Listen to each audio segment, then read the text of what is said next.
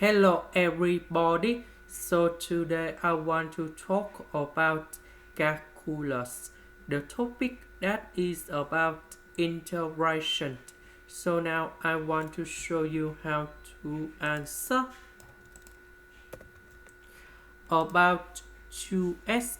We can put into s plus s.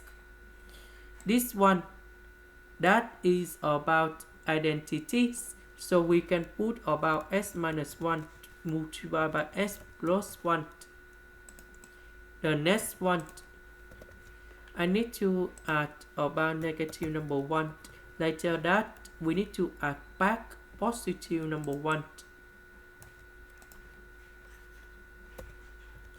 So s minus 1 divided by s minus 1. So we have s plus 1. S plus 1 divided by s plus 1, we have s minus 1. So we have 1 over s plus 1 and we have 1 over s minus 1.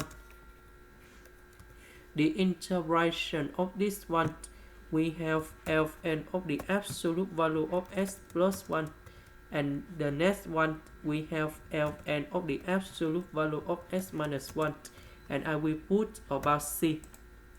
This is the end. Thank you for watching.